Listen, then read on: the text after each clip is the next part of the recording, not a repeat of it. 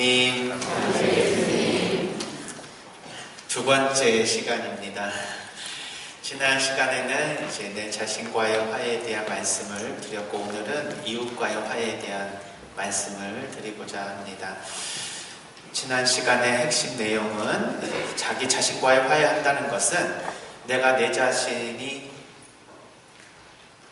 스스로 불편한 모습들을 보일 때 그것을 있는 그대로 수용할 수 있는 마음, 내 자신을 볼 때 내 자신이 만족스러워야 되는데 불편하게 생각되거나 부끄럽게 생각되거나 또는 정말 못마땅한 일들로 인해서 스스로 자존감이 많이 떨어져 있을 때 그것을 받아들이기보다는 모른 척하고 외면하고 또 방어하는 마음을 가질 수가 있다. 이것을 그냥 우리 흔히 얘기하는 컴플렉스다 이렇게 얘기를 하고 또 열등감으로도 표현하는데, 오히려 이것을 숨기기보다는 그것을 인정하고 받아들이면 그러한 태도가 자신의 자존감을 오히려 올릴 수 있다.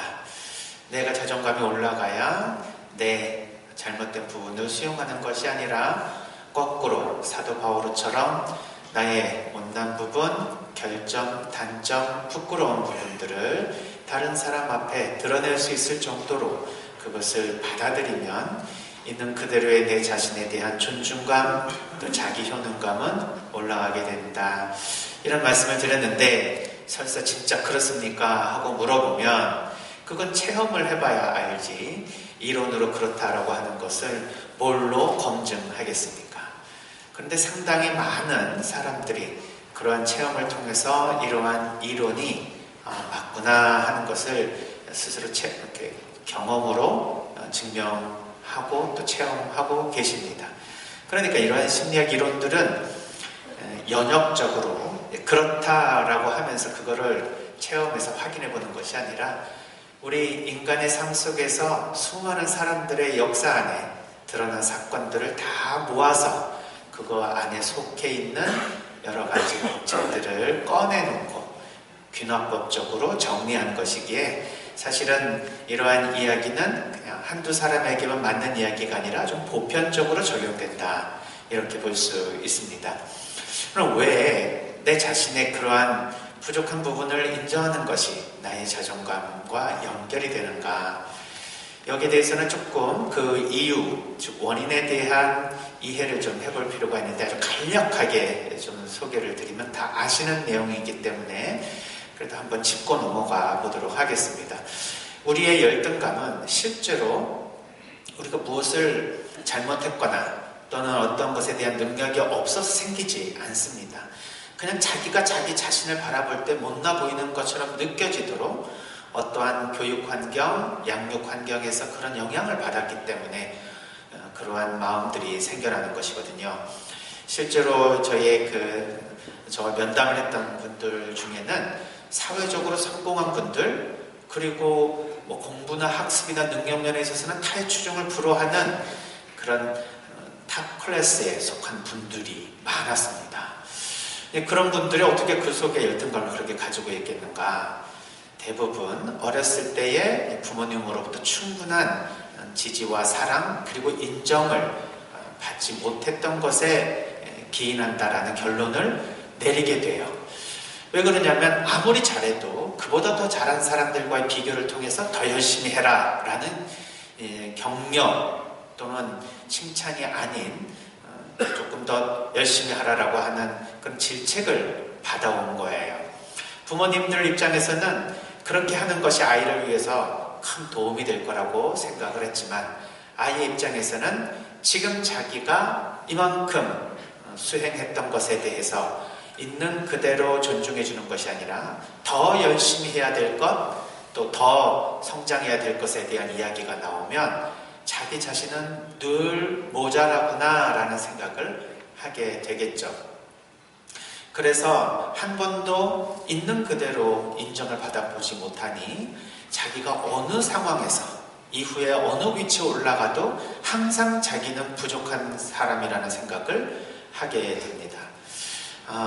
능력적으로도 또 지위로도 또 이러한 위치에 올라오는 분들도 그런 열등감을 느끼는데, 하물며 명시적으로 시험에 떨어졌다든지 아니면은 특별한 사업에 크게 실패했다든지 뭐 이러한 경우가 일어나면 우리 자신을 인정하기가 너무너무 어려울 수 있습니다. 이제 이러한 그 양육 환경 더 이전에 인간이 태어나면서부터 이러한 불편한 진실은 시작이 됩니다.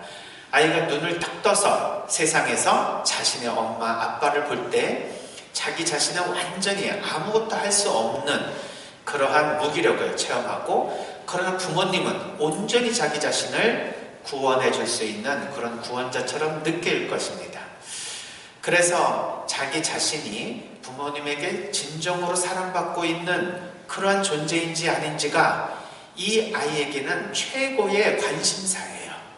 그때 부모님이 너는 무조건 내 아들이다, 내 딸이다 하면서 사랑을 있는 그대로 해준다면 아이는 어느 순간 자기 자신에 대한 자존감을 충분히 받아가겠죠.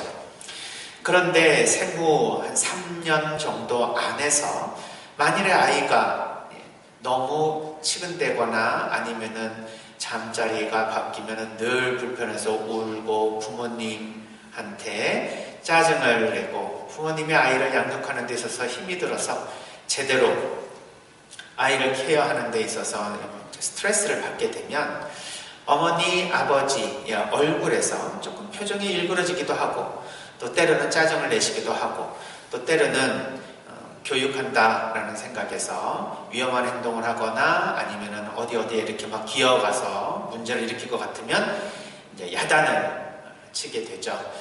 그런데 아이는 그때에 이러한 야단, 특히 좀 이렇게 엉덩이를 때린다든지 아니면 발바닥을 때린다든지 하는 그러한 자극을 통해서 내가 이런 행동을 하면 안 된다라는 생각을 하기보다는 무의식적으로 자기 자신은 부모님에게 사랑을 받지 못한다. 나는 엄마에게 스트레스를 주는 존재다. 내가 있어서 부모님들이 화가 나는구나. 이렇게 자기 자신에 대한 비난으로 해석할 가능성이 높아요. 그래서 특별히 넓게 보면 5살 때까지, 적게 보면 3살 때까지의 자신에 대한 부모님과의 관계가 자기 자신이 소중한 사람인지 아닌지를 결정할 수 있는 중요한 시기라고 말들을 합니다. 물론 이때에 이러한 사랑에 대한 결핍이 평생 영향을 받기는 하지만 그것을 우리가 치유할 수 있는 경우들은 많이 있습니다. 예전에는 한번 그렇게 형성이 된 인격은 계속 평생을 가면서 상처를 입게 된다라고는 했지만 새로운 이제 이론에 의하면 우리는 그것을 극복할 수 있는 힘이 또 따로 존재한다고 봅니다. 그러나 어렸을 때 왜 이런 현상들이 일어나는가? 부모님은 아이가 예를 들면 똥오줌을 잘 가리지 못해서 늘 기저귀를 챙겨주시면서 이제 그만 좀 신경 좀 썼으면 좋겠다는 생각에서 너는 왜 이렇게 똥오줌을 제대로 못 가리니? 너는 왜 이렇게 배가 고프다고 자꾸 먹을 것을 보채니? 라고 말했다고 해봅시다. 이때 아이는 내 자신은 사랑받고 소중한 사람이지만 내가 좀 다른 애기보다는 신경이 예민하구나, 또는 똥오줌을 못 가리는구나, 또는 배가 더 고프구나 라고 생각하겠는가 하는 겁니다. 나는 다른 애보다 더 많이 먹는구나가 아니라 나는 돼지구나, 나는 문제를 일으키는 사람이구나, 나는 똥오줌도 못 가리는 바보구나, 이렇게 받아들일 가능성이 있습니다. 부모님은 이 아이들을 있는 그대로 사랑하지만 그 아이들의 행동에 약간의 짜증이 나고 스트레스를 받아서 그 행동에 대한 질책을 하는 것 뿐인데 아이들은 자기 자신에 대한 질책으로 받아들입니다. 그래서 아이의 원래의 본질과 아이가 말하고 행동하는 그러한 외적인 행동은 구분이 되어야 되는데 아이들에게 있어서는 그것을 구분할 능력이 없으니 아이의 행동에 대해서 뭐라고 질책을 할 때 아이는 자신에 대해서 질책하는 것으로 생각하게 됩니다. 어느 정도 나이가 되면 자신의 행동에 대해서 부모님이 탓하는 것이지 자기 자신을 뭐라 하는 것이 아니라는 그러한 분리된 생각을 가질 수는 있어요. 그런데 그것도 이러한 생후 3년에서 5년까지의 초기 경험이 결국은 그것을 결정하게 됩니다. 이 초기 경험에서 충분한 인정과 사랑을 받지 못했다고 느끼면 이후의 삶에서 자신을 누가 비난하고 탓하게 되면 그것에 대해서 분노를 느끼게 되는 거죠. 저번 시간에 이제 자존감이 높은 사람, 낮은 사람 얘기를 하다가 독재자일수록 사실은 자존감이 조금 낮을 수 있다라고 했더니 또 어떤 분들은 독재자는 원래 정치하는 사람, 높은 사람은 자존감이 낮대 이렇게 생각하시는 것 같은데 그런 얘기가 아니라 이제 조금 더 원리를 생각해서 말씀드리면 이렇게 우리가 이해해 볼 수가 있습니다. 누가 자기 자신에 대해서 뭐라고 비판한다고 해보십시오. 나를 비판하는 겁니까? 아니면 나의 행동에 대해서 비판한 겁니까? 나의 행동에 대한 것이에요. 누가 내가 어떤 말을 했는데 상처받았다고 나를 공격했다고 해봅시다. 나를 공격한 것입니까? 아니면 나의 말에 대해서 뭔가 비판적으로 대꾸하는 것입니까? 나의 말에 대한 것입니다. 그런데 우리 일상에서 한번 생각해 봅시다. 다른 사람들이 나에 대해서 하는 평가나 이런 거에 대해서 화가 올라오거나 억울한 마음이 들 때 내 자신에 대해서 뭐라고 한 것처럼 느끼지 나의 행동에 대해서 한 것이지 하고 그거를 구별할 수 있습니까? 내 말에 대해서 뭐라고 하는 것이지 나에 대해서 그런 것이라고 분리해서 생각해 볼 수 있습니까? 어렵습니다. 나에 대해서 뭐라고 비난하는 것 같아요. 그런데 우리가 예를 들면 정치인들을 비난한다고 해봅시다. 비판과 비난의 대상이 정치인일 때는 그 정치인의 인격에 대한 것이라기보다는 그 정책 결정이라든지 아니면은 그러한 어떤 선택에 있어서 나는 그 선택에 반대한다, 나는 그 결정에 반대한다라고 하는 하나의 행동에 대한 이야기지 본인 인격은 우리가 잘 몰라요. 인격에 대한 그러한 비난은 아니라고 생각을 해야 됩니다. 그러면 이것은 내가 다른 방식으로 행동하거나 결정을 내릴 때 다시 또 국민으로부터 지지를 받을 수가 있습니다. 근데 자기 자신에 대한 공격이라고 생각을 하면 이것은 용납하기가 어려운 것이죠. 근데 이것은 꼭 정치인들만의 문제도 아니고 우리 모두의 문제입니다. 누가 나한테 뭐라고 했을 때 그것이 나에 대한 문제입니까? 나의 행동에 대한 문제입니까?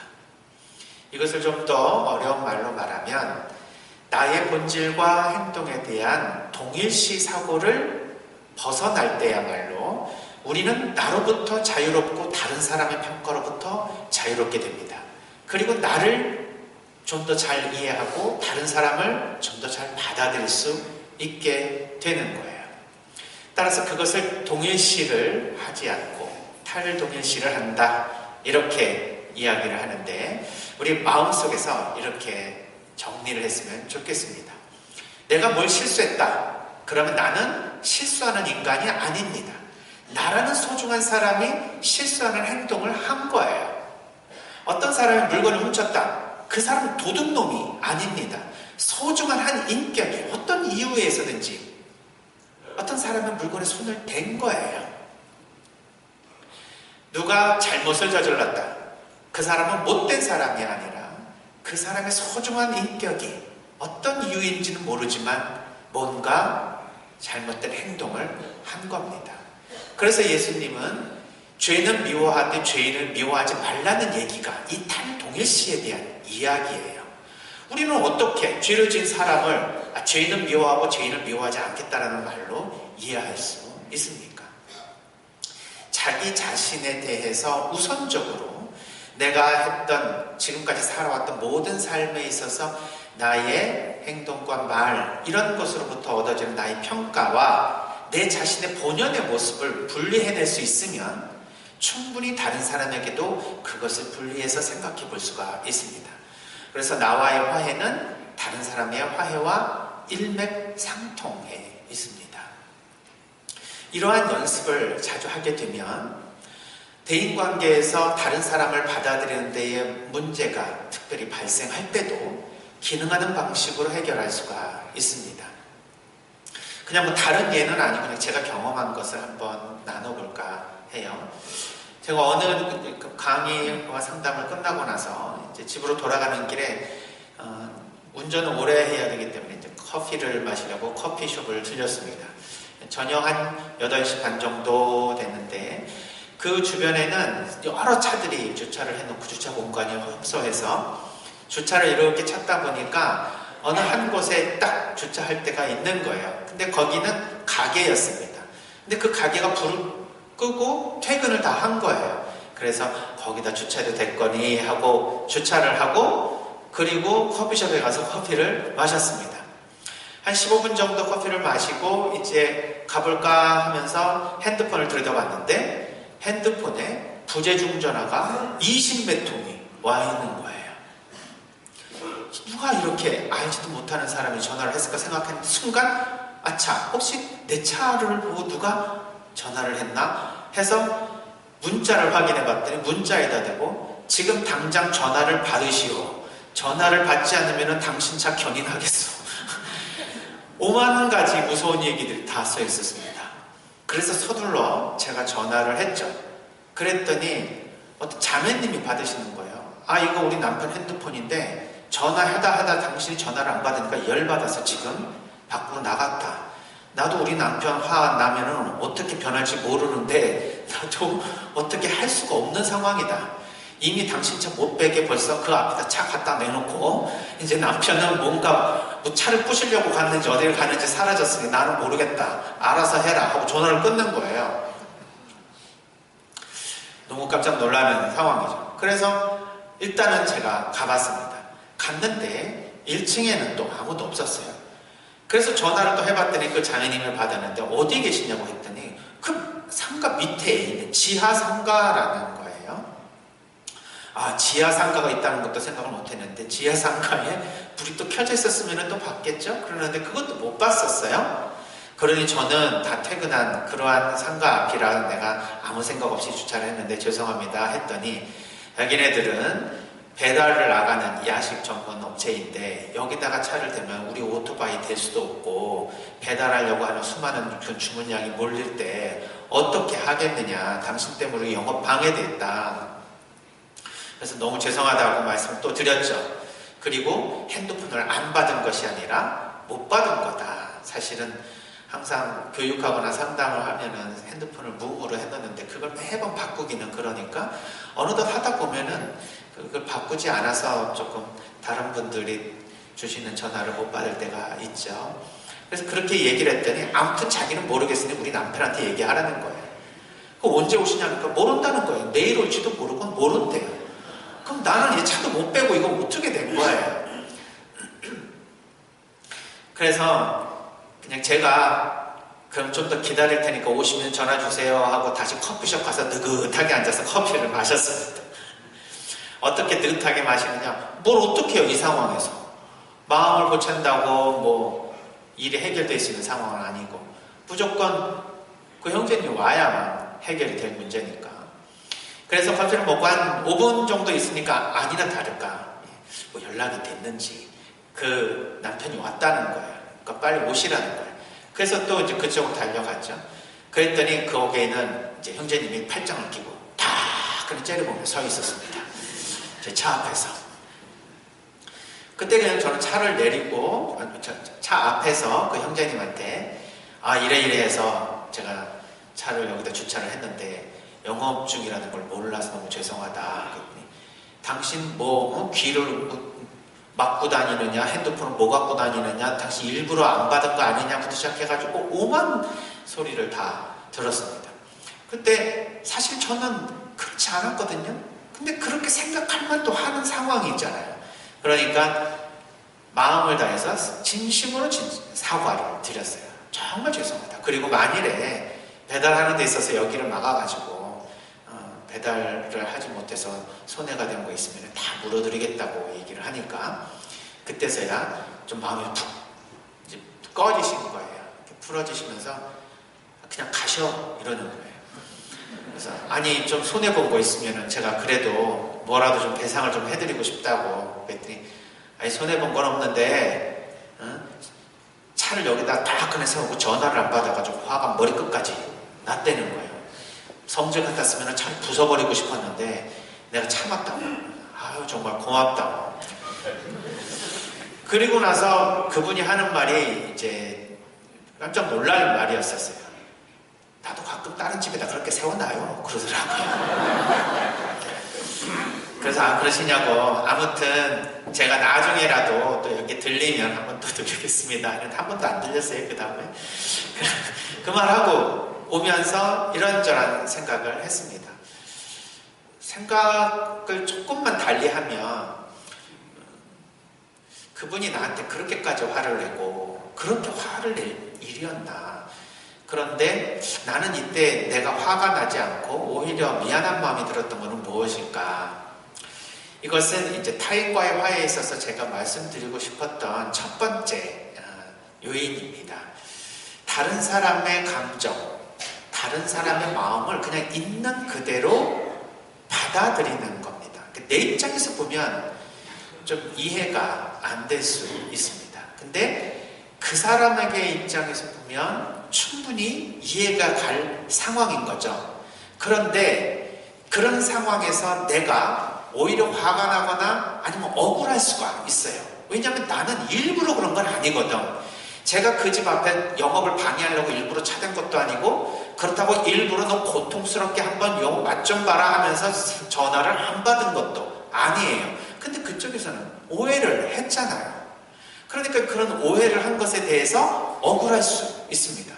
아니 누가 이 전화를 안 받았다고 하세요? 내가 전화를 일부러 안 받았다는 증거 있어요? 이렇게 따져 물을 수도 있겠지만 그 사람이 그렇게 생각을 했으니 그런 감정이 올라올 것이라는 것을 그냥 존중하는 겁니다.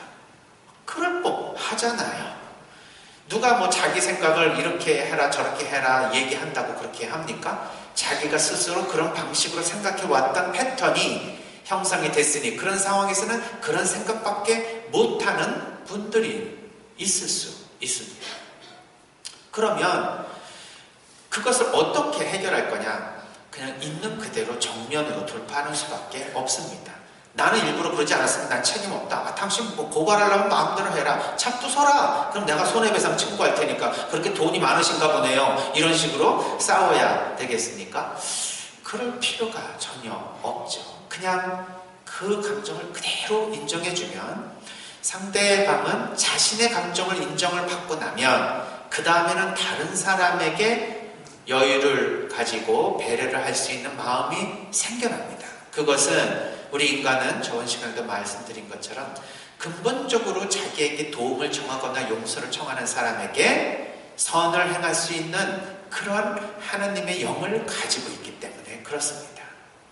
그래서 자기 방어적으로 행동하지 않고 있는 그대로 다른 사람의 감정을 존중을 해주면 그 사람의 마음을 살 수 있다는 그러한 법칙을 다시 한번 확인해 볼 수 있었습니다.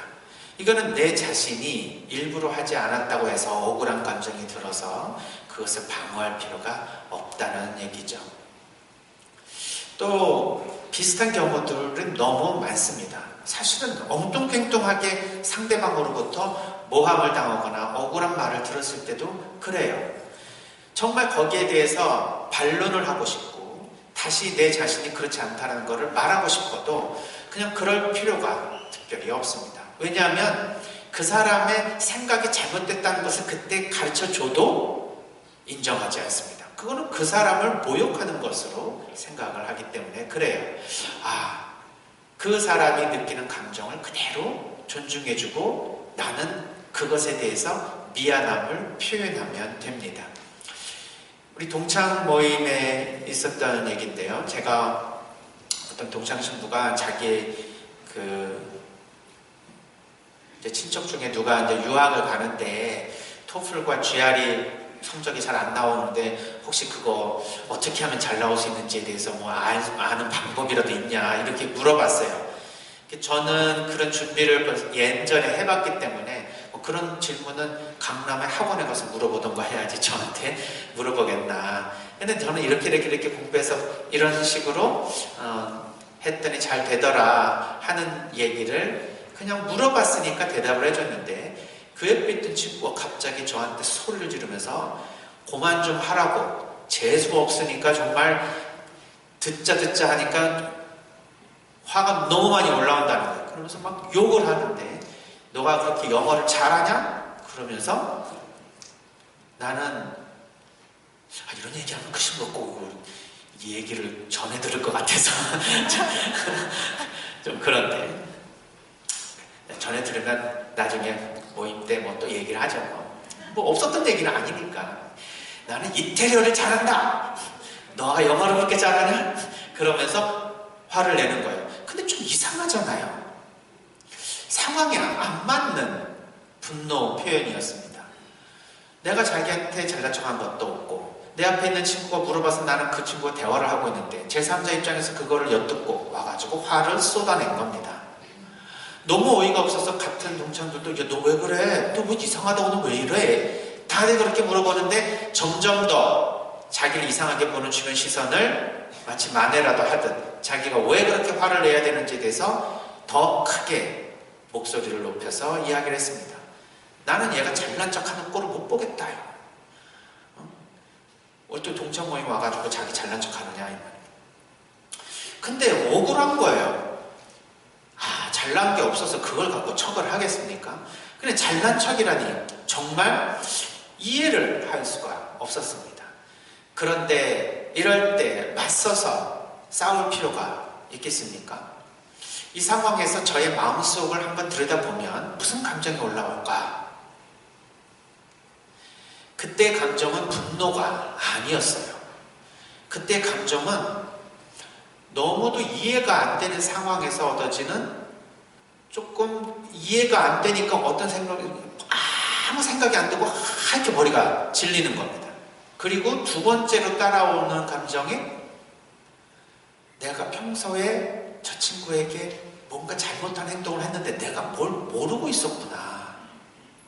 내가 어떻게 의지를 가지고 또는 일부러 고의적으로 그 친구에게 뭔가를 내가 잘못한 건 아니지만 나의 어떤 모습이 그 친구에게 그런 마음을 일으키게 한 적이 있었구나. 그 생각을 하게 되니까 어떤 마음이 드냐면 미안한 마음이 올라오는 거예요. 그건 내가 일부러 한 건 아니지만 나로 인해서 그 친구가 유감을 갖게 되는 거잖아요. 근데 우리는 일부러 하지 않았으면 억울한 마음이 듭니다. 근데 일부러 하지 않아도 나라는 사람 때문에 일어난 감정이잖아요. 그럼 거기에 책임을 져야죠. 정말 미안하다고 사과했습니다. 내가 어떤 모습 때문에 너한테 그런 감정을 일으키는지는 잘 모르겠는데 좀 그럴 때마다 미리 말이라도 해줬으면 내가 알았을 텐데 정말 몰랐다. 정말 미안하다. 그랬더니 감정이 수그러들면서 점점 이성을 회복하면서 스스로 좀 부끄러웠는지 말이 이제 막 버벅거리면서 왜 자기가 그럴 수밖에 없었는지에 대해서 고백을 하기 시작한 거예요. 무려 역사는 20년 뒤로 넘어갑니다. 그러니까 학번이 달랐었는데 대학원 때 같이 복학을 해서 같은 동기가 됐는데 그때 딱 만났을 때는 학번이 다르면 자기는 저보다 좀 학번이 한 학기 높았어요. 그런데 나이는 같았고 그런데 대학원을 만났으니까 서로 이제 같이 서품을 받을 수 있는 상황이잖아요. 그러면은 입학 동기보다는 서품 동기가 훨씬 더 같은 형제로서 잘 지내는 동기라고 볼 수 있을 때 대학원에서 만나가지고 야 누구야 잘 지내자 반갑다 내가 그랬다는 거예요. 그때 속으로 싸가지가 없는 놈이 학번도 낮은 놈이 자기한테 처음부터 반말을 땡겼다는 거예요. 그때서부터 건방진 놈 버르장말이 없는 놈 예를 들면 내가 너한테 말을 놓자고 말해야지 어떻게 네가 나한테 묻지도 않고 스스로 먼저 말을 놨냐 이거예요. 그때서부터 사사건건 다 하는 짓이 꼬라지가 재수가 없었겠죠. 그러니 거기에 뭐 유학을 갔다 오고 뭐 그랬으면서 뭐 거기에 대해서 잘난 척을 하는 것처럼 생각을 할 수도 있었겠다. 저는 정말 참 수치스러웠습니다. 제 자신이 그렇게 물론 그때는 뭐 이렇게 저렇게 남의 감정도 추스르고 헤아리고 할 수 있는 능력도 없는 그냥 한낱 젊은 치기에 친구들끼리 그냥 하는 소리였지만 정말 큰 상처를 줄 수 있었구나. 그리고 그것이 마음 안에 남아서 계속해서 나를 바라보는 하나의 렌즈가 되었구나. 그래서 있는 그대로 다 풀었습니다. 정말 미안하다. 그리고 용서해다오. 그 다음에는 그 친구가 저를 너무 챙기는 거예요. 동창회 안 나오면 왜 안 나오냐고 계속해서 챙기고, 밥을 먹었더니 옆에 와가지고 같이 이야기하자고 얘기를 해주고, 지금은 너무너무 고마운 친구가 되었습니다. 물론 서로서로 잘 지내지만 마음속에 뭔가 있는 거는 잘 얘기를 안 하잖아요. 근데 그것을 터놓고 얘기할 정도가 되면 정말 마음이 통하는 친구가 되는 것이죠. 그걸 통해서도 저는 이제 이런 생각을 합니다. 만일 내가 그때 마음속에는 화가 올라오고 어이가 없고 정말 억울한 마음이 들었지만 관계를 좋게 하기 위해서 내가 미안하다는 말을 했으면 어떻게 됐을까? 아마 관계는 끝났을 거예요. 왜냐하면 말은 미안하다고 하지만 나의 온몸에서 나오는 메시지는 너 이상한 놈이야. 너 나한테 지금 왜 이래? 네가 무슨 컴플렉스가 있니? 라는 식으로 들렸겠죠. 근데 저는 그냥 제 자신을 속이지는 않았던 것 같아요. 정말 미안했거든요. 이 두 가지 케이스를 놓고 보더라도 우리가 뭔가 잘못할 수도 있고요. 내가 억울할 수도 있습니다. 솔직히 말해서 난 잘못한 게 없지만 다른 사람이 나를 잘못했다고 바라볼 수도 있어요. 그러나 그렇다 하더라도 그 사람이 그런 렌즈를 낀 게 문제가 아니라 그런 렌즈를 통해서 얻어지는 감정을 소중하게 생각해 주는 거예요. 그럴 법하다. 그런 감정을 느낄 수 있다. 그러니까 그것은 누구를 통해서 느끼는 거예요? 나를 통해서 느끼는 거잖아요. 그럼 거기에 대해서 그대로 수용해 주는 겁니다. 그러면 오히려 상대방과의 문제 있는 상황이나 상대방과의 여러 가지 갈등 상황에서 오히려 더 그 사람의 마음을 얻어서 좋은 관계로, 또 화해를 넘어서 더 친밀감을 나눌 수 있는 관계로 넘어갈 수 있습니다. 즉 위기는 더 좋은 관계를 위한 기회일 수 있는 거죠. 이런 얘기를 알면서도 이것이 우리 일상에서 체험이 잘 되지 않는 것은 나의 감정을 확실하게 읽고 상대방의 감정을 확실히 존중할 수 있는 그러한 정서적인 감수성이 높이 발달을 해야 되기 때문에 그렇습니다. 이것을 높이기 위해서는 참 자존감도 높아야 되고 또 다른 사람의 감정을 읽을 수 있고 나의 감정을 느낄 수 있는 그러한 수준도 높아야 되지만, 일단은 그러한 프랙티스를 하지 않는다 하더라도 지금 여기에서 우리가 한 가지 생각해 볼 것은 다른 사람이 나에게 느끼는 그 감정을 그대로 존중해 주는 겁니다. 그건 그 사람을 존중해 주는 것이고 그 사람이 나를 그렇게 생각할 만한 충분한 이유가 있다는 그 사람의 삶에 대해서 타당성을 부여해 주는 거예요. 그러니까 충분히 그렇다는 얘기입니다. 내 쪽에서 보면 어이가 없지만 그 사람 입장에서 보면 충분히 그럴 수 있습니다. 따라서 다른 사람이 나에 대해서 뭔가 비난을 하거나 나에 대해서 언짢은 말을 하거나 나를 비판할 때도 그것을 그대로 존중해 주는 겁니다. 그러면 그 비판이 나를 비판한 것이 아니라 나의 행동에 대한 비판이었으니 나의 인격은 살아있는 상태에서 나의 행동에 대한 조정이 들어가게 되고, 그렇다면 관계는 다시 좋아집니다. 여기에서도 탈동일시가 적용이 돼요. 나를 뭐라고 한 것은 나의 말이나 행동에 대해서 뭐라고 한 거지 나를 비판한 게 아닙니다. 나를 비판했다면 화가 올라왔을 거예요.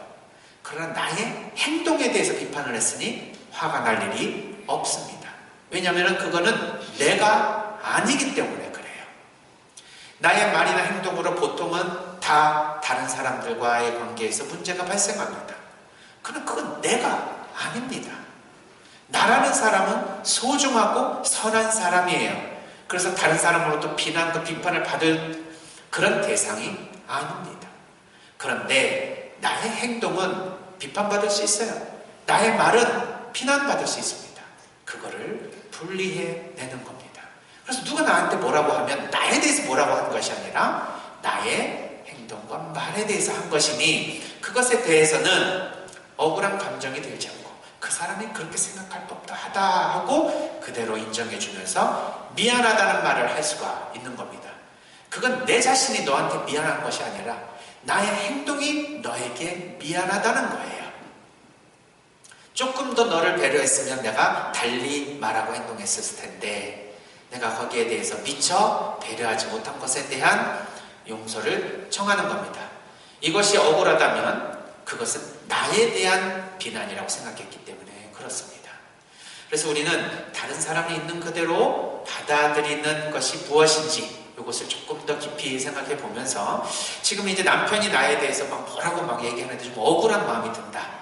그랬을 때 나의 본질에 대한 이야기냐 나의 행동에 대한 얘기냐 이것에 대해서 내가 막 억울하고 화가 나면 아직도 나는 나의 행동과 본질을 동일시하고 있다. 이거를 분리해야 되는 거예요. 또 아내가 나한테 막 잔소리를 한다. 그럼 막 화가 올라오잖아요. 그런데 화낼 이유가 없습니다. 나의 행동에 대해서 뭐라고 한 거예요. 근데 나에 대해서 뭐라고 한 거냐 꼭 그렇게 느껴지기에 분노가 올라옵니다. 근데 정말 나에 대해서 뭐라 그러면 어떡할까요? 진짜 나에 대해서 그런 걸까요? 그렇지 않습니다. 잘 들여다보면 나의 행동과 말이 조금만 바뀌면 다시 금방 관계가 좋아져요. 그걸 보면 그 사람의 본질에 대한 비난이 아니라 행동과 말에 대한 것이었습니다. 따라서 그거는 나에 대한 비판이 아니에요. 함께 살아가기 위해서 이러이러한 여러 가지의 외적인 것을 조금만 조정해주면 관계는 다시 살아납니다. 만약 그 사람 본질에 대해서 뭐라고 했다면 행동이 바뀐다고 관계가 좋아지겠습니까? 그렇지 않습니다. 따라서 누가 나에게 뭐라고 했었을 때 내가 나의 본성, 본질을 다치지 않고 나의 행동에 대해서만 뭔가 초점을 맞춰 생각할 수 있다면 다른 사람의 감정을 좀 더 존중해 줄 수가 있겠죠. 이것이 첫 번째 원리입니다. 있는 그대로 다른 사람이 나에 대해서 가졌던 감정을 존중해주고 그 감정에 대해서 내가 미안한 마음을 또는 배려하는 마음을 내어야 된다. 두 번째로는 내가 다른 사람을 못마땅하게 생각하거나 그 사람을 비판하는 마음이 일었다고 해봅시다. 그랬을 때 이거는 다가 아니라고 생각을 해야 됩니다. 뭔가 내가 모르는 부분이 있기에 내가 이런 관점으로 그 사람을 바라보지 내가 충분히 그 사람의 삶을 알았더라면 내가 이런 감정은 올라오지 않을 거다. 그러니까 내가 뭔가 모르는 부분이 있을 거라고 생각을 해야 돼요.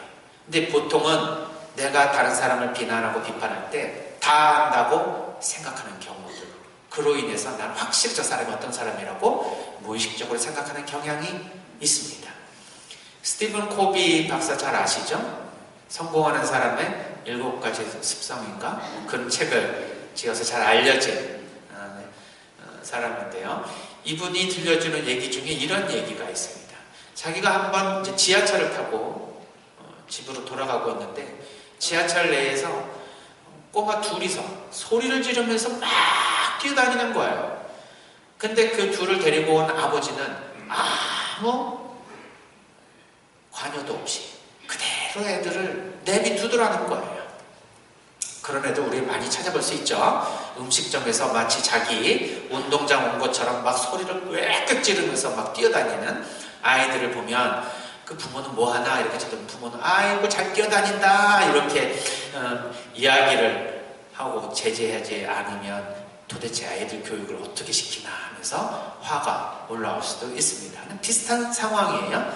지하철 내에서 다른 사람들이 다 얼굴을 찌푸리고 있었습니다. 근데 아무도 얘기를 안 하니 자기라도 말해줘야 되겠다고 그 아버지한테 가서 이 꼬마 애들이 이렇게 뛰어다니면서 소리를 고래고래 지르는데 아버지가 조금 아이들을 컨트롤해야 되는 거 아닙니까?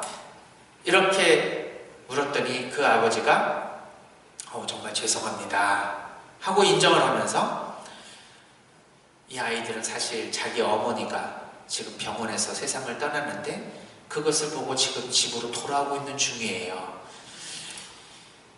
이 얘기를 듣고 코비 박사가 너무 깜짝 놀랍니다. 그러면서 스스로 너무 큰 부끄러움에 빠졌습니다.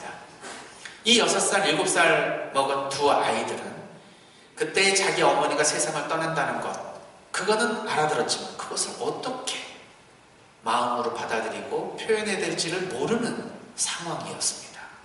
그래서 지하철 안에서 계속 소리를 지르면서 정신없이 뛰어다니는 거예요. 아마 그런 모습으로 자기 어머니와의 그 이별을, 감정을 표현했는지도 모릅니다. 그때 이 박사는 제가 오히려 잘못했습니다. 제가 그걸 알았더라면 그렇게 말씀을 드리지 않을 텐데 하고 말을 하면서 자기의 이야기를 할 때 자기가 굉장히 크게 깨달은 사건 중에 하나라고 고백을 해요. 우리가 어떤 특별한 사건에서 유감이 들고 화가 났을 때 사실은 우리가 그 사람의 상황을 충분히 알고서 그런 마음을 갖지 못한다는 걸 깨달은 거죠. 만일 그 아이들이 자신의 어머니를 잃어버려서 어떻게 슬픔을 표현할지 몰라서 저러고 다닌다면 오히려 아이들을 위로해주고 따뜻하게 독려해 주었을 겁니다. 그러나 그거를 모르고 그런 얘기를 했기에 오히려 자기가 그 아버지에게 미안한 마음을 가지게 되었다는 것이죠. 우리도 다른 사람에게 대한 감정은 사실은 그 사람에 대해서 온전히 다 알고 나서 드는 감정이 아닐 것입니다. 우리가 공감을 하지 못하는 이유는 그 사람의 삶을 충분히 다 알지 못하기 때문에 그렇습니다. 만약 그 사람이 태어나서 지금까지 삶의 모든 역사를 내가 다 마치 영화를 보듯이 보고 있다면 지금 이 사람의 행동과 말을 이해하지 못할 사람은 아무도 없을 거예요.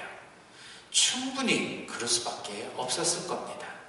그러나 우리가 그 사람의 삶의 역사를 모르기에 우리의 삶의 역사에 비추어서 그 사람을 바라보니 알 수가 없는 거죠. 왜 이런 상황에서 저 사람은 저렇게 행동할까? 이해를 할 수가 없으니 비판적 관점이 생겨납니다.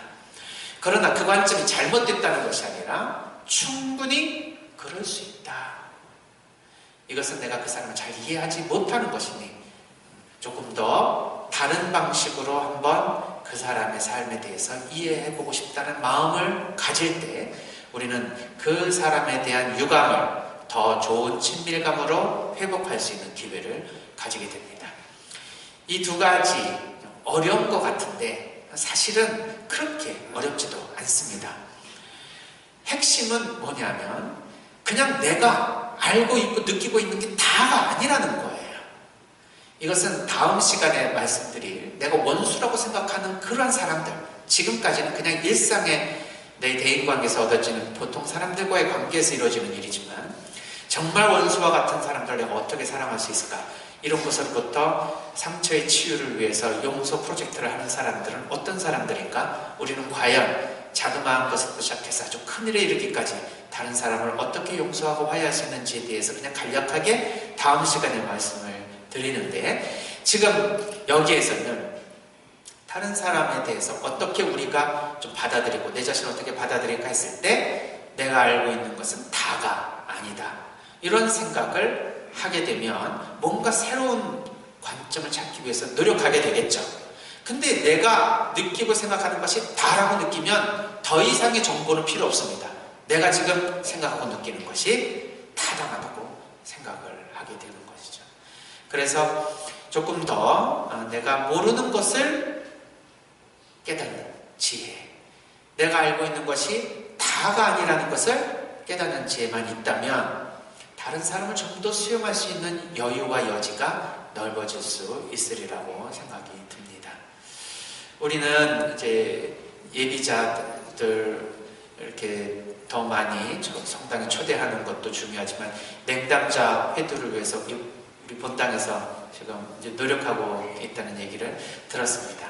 그 냉담자들이 왜 성당을 나오지 않고 마음의 문을 닫았을까? 바빠서 냉담하시는 분들일 수도 있겠지만 사람들과의 관계에서 상처를 받으신 분들이 아마 있을 거예요.